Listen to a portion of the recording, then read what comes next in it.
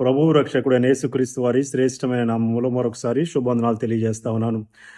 గడిచిన దినం మనం వీడియో పెట్టడానికి నాకు సమయం కుదరలేదు. కాబట్టి ఈరోజు మనము మూడవ రోజు అలాగే నాలుగవ రోజు యొక్క ఒక మన అనుదిన వాక్య ధ్యానంలో భాగంగా మనకి ముందుగా ఇవ్వబడిన మన చార్ట్ ప్రకారం మొదటి అధ్యాయాలు మనం ధ్యానించి ఉన్నాం గడిచిన 2 దినాల్లో. అలాగే 3, 4 రోజులకు 6వ అధ్యాయం నుంచి 11వ అధ్యాయం వరకు మన ముందుంది. కాబట్టి మూడవ రోజు 6 నుంచి 9వ అధ్యాయం 10, 11వ అధ్యాయాలు ఈరోజు. కాబట్టి రెండు ఒకేసారి మీ ముందుకు తీసుకురావాలని ఆశపడతా ఉన్నాను. ఒకసారి మనం ప్రార్థనతో ప్రారంభించుకుందాం. దేవుని సహాయం కోరుతూ చిన్న ప్రార్థన చేసుకుని మనం వాక్యధ్యానంలోకి ముందుకు వెళ్దాం. మహాపరిశుద్ధుడు, ప్రేమగల తండ్రి, నీ ఘనమైన శ్రేష్టమైన నామమునకు లెక్కలేని స్థుతులు స్తోత్రాలు చెల్లించుకుంటున్నాం. గడిచిన 2 దినాలు 1 నుంచి 5 అధ్యాయాలు మేము నేర్చుకుని ఉన్నాం. 3, 4 రోజులకు మేము వచ్చి ఉన్నాం.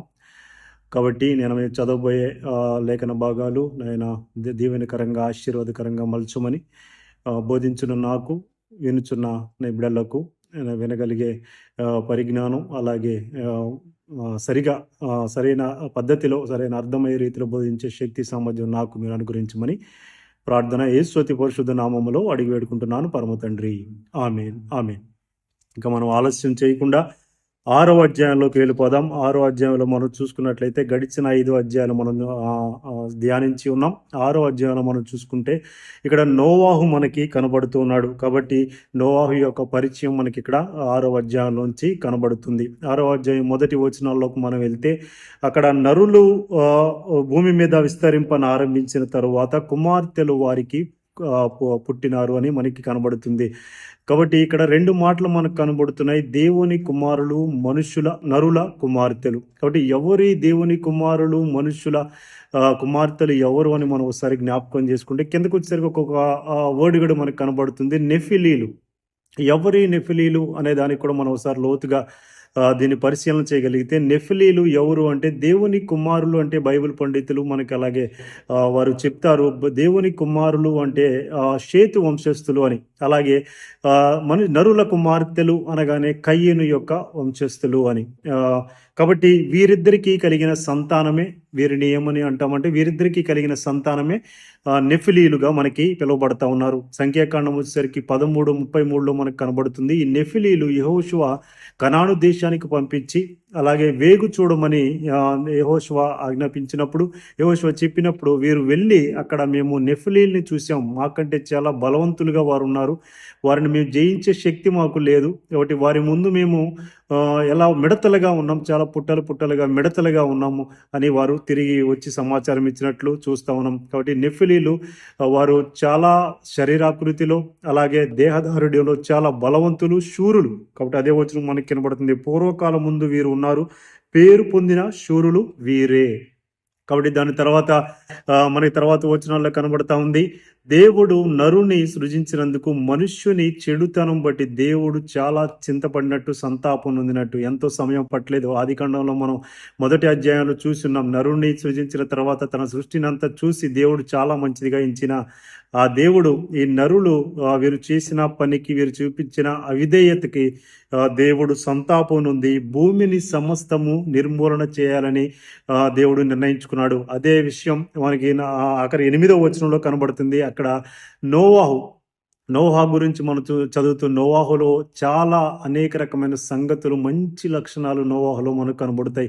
కాబట్టి నోవాహు అక్కడ 8వ వచనంలో దేవుని చేత కృప పొందిన వాడై ఉన్నాడు అని మనకు కనబడుతుంది.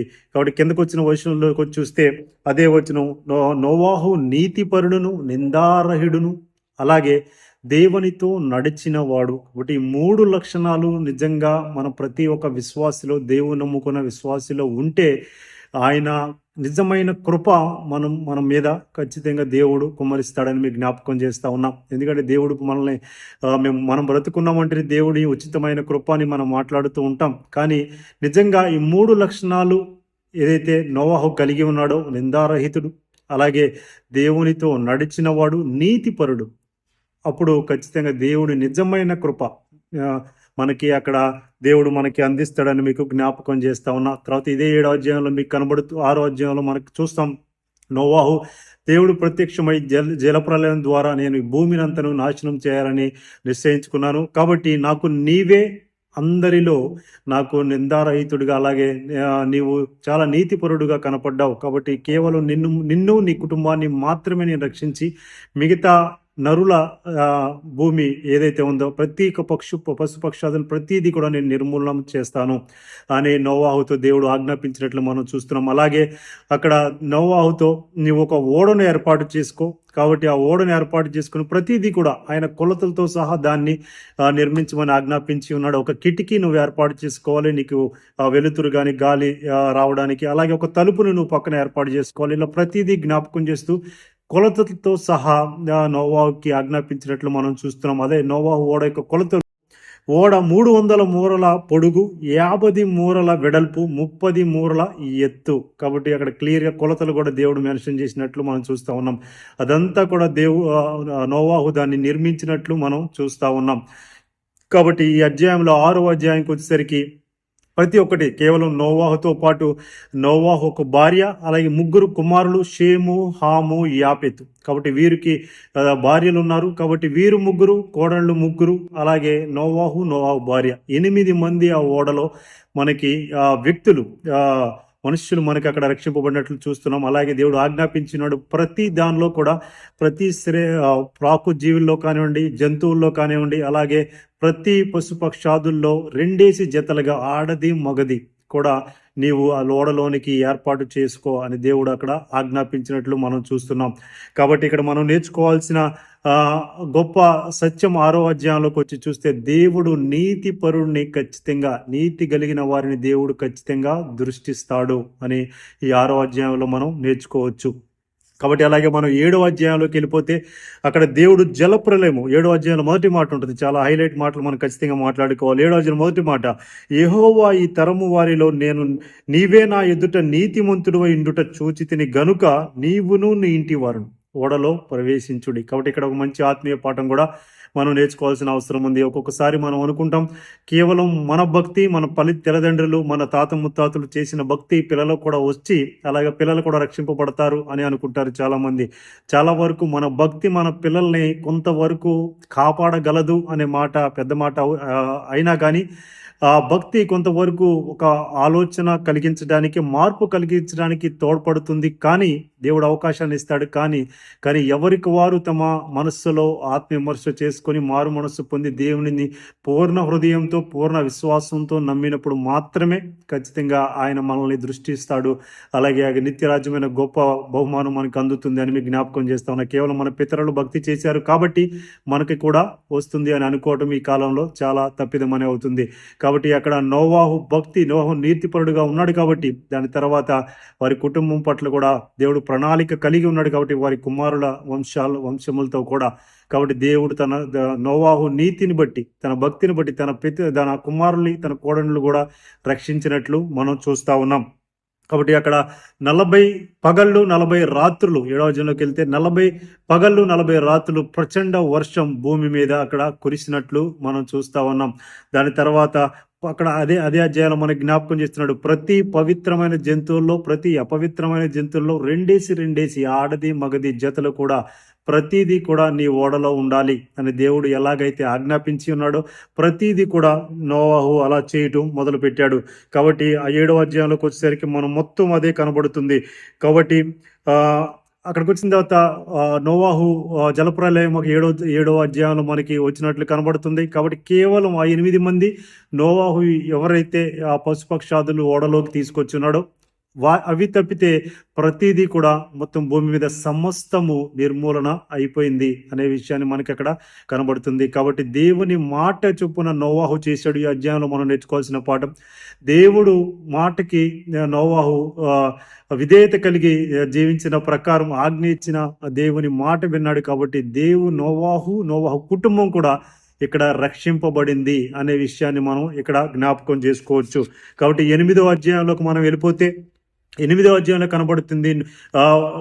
జలప్రళయం వచ్చింది కాబట్టి జలప్రళయం మొత్తం తగ్గిపోయింది. దాని తర్వాత 8వ అధ్యాయంలో నీళ్లు మెల్లగా ఇంకిపోవటం మొదలుపెట్టినాయి. కాబట్టి అక్కడికి వచ్చినప్పుడు మనం చూసుకుంటే నీళ్లు భూమి మీద క్రమక్రమముగా పోచుండెను అని మనకి కనబడతా ఉంది. తర్వాత నోవాహు నీళ్లు తగ్గిపోయినాయి. తర్వాత అవి ఆ ఓడ అరారాతు కొండల మీదకి చేరింది అనేది కూడా మనకు అక్కడ కనబడుతుంది. అలా కనబడుతున్న సమయంలో తర్వాత నీళ్లు జలప్రలయం అయిపోయింది అని తెలుసుకున్న నోవాహు మొదటగా ఒక కాకిని పంపించి అక్కడ నీళ్లు తగ్గిపోయినాయా లేదో చూడటానికి అతను కాకిని పంపించింది. దాని తర్వాత మరలా తిరిగి ఒక నల్ల పావురాన్ని కూడా అక్కడ పంపించినట్లు మనం చూస్తూ ఉన్నాం. అలా దాని తర్వాత మెల్లమెల్లగా నీళ్లు మొత్తం తగ్గిపోయిన తర్వాత మరలా వారి వారి వారి కుటుంబం మరలా బయటికి వచ్చినట్లు మనం అక్కడ చూస్తూ ఉన్నాం.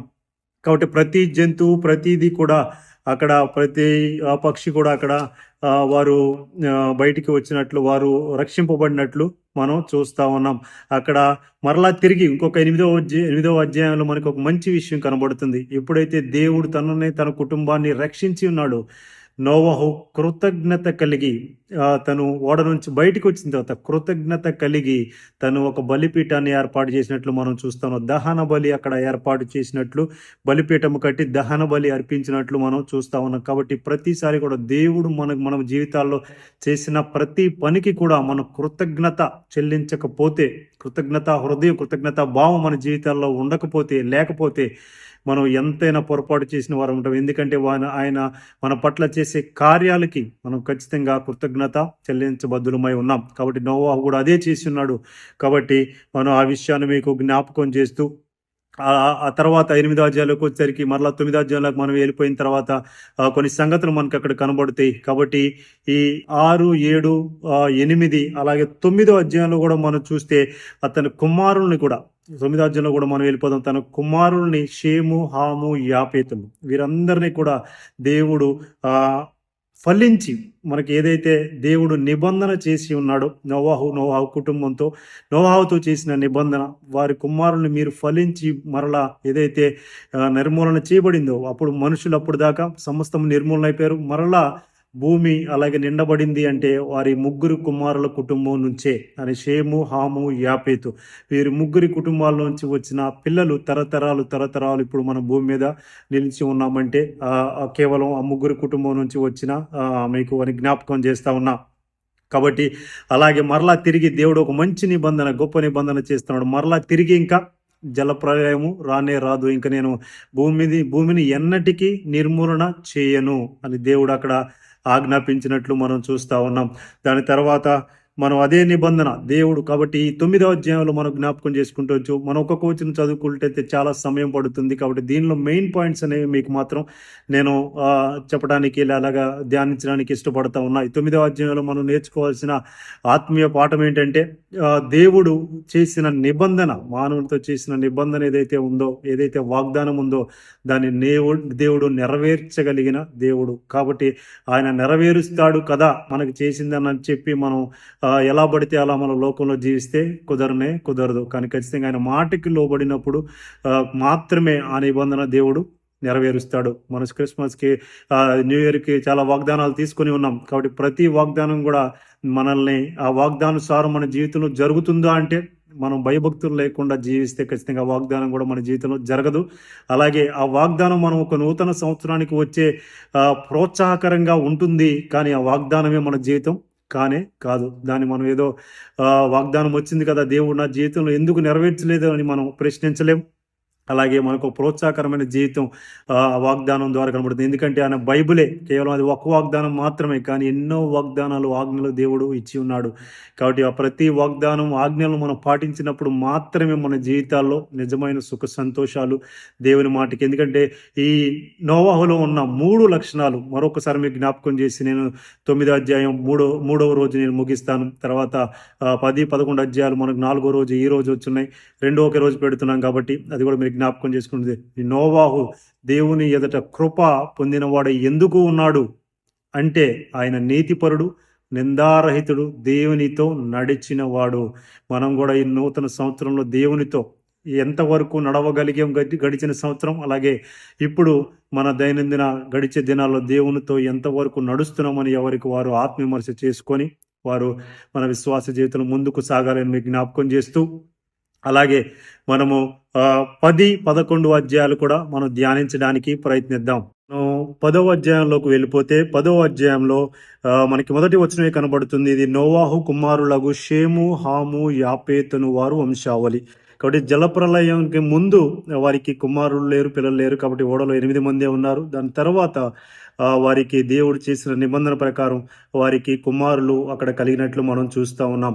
అలాగే వారి 3 వంశావళి అక్కడ మనకు కనబడుతుంది. ప్రతి ఒక్క వ్యక్తి కూడా జలప్రలయం తర్వాత అక్కడి నుంచే మనకి అక్కడ ఒక జనముల పట్టిక అంటారు. కాబట్టి అక్కడ నుంచే ప్రతి 10వ అధ్యాయం మనకి పూర్తిగా వారి వంశముల యొక్క జనముల పట్టిక మనకి అక్కడ కనబడతా ఉంది. వారు జాతులుగా విడిపోయి ఉన్నారు.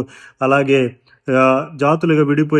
అలాగే యాపేతు వంశము, అలాగే యూరప్ మరియు పరిసర ప్రాంతాలు చెందిన వారే ఉన్నారు. అలాగే హాము వంశం అయితే మనకు అక్కడ కనబడతా ఉంది. కనాను, మిశ్రాయము, అలాగే కూషు వంశస్థులు. కాబట్టి వారి చరిత్ర అక్కడ మనకి వారు అలా విభజింపబడినట్లు మనం చూస్తా ఉన్నాం. అలాగే షేము వంశం వచ్చేసరికి అబ్రహాము వంశానికి ఇది మూలము. కాబట్టి దేవుని లైనేజ్, వాగ్దానం యొక్క లైనేజ్ అంటారు. కాబట్టి అది అక్కడితోనే ప్రారంభమైంది. దేవుడు నోవాహుతో ఏదైతే నిబంధన చేస్తున్నాడో, తన కుమారుల్ని విస్తరింపజేస్తాను, భూమిని నింపుతానని, అలాగే అదే వంశాల్లో షేము వంశముల్లో లోంచి అబ్రహాము ఆ లైనేజ్లో వచ్చిన వాడై మనకి కనబడతా ఉన్నాడు.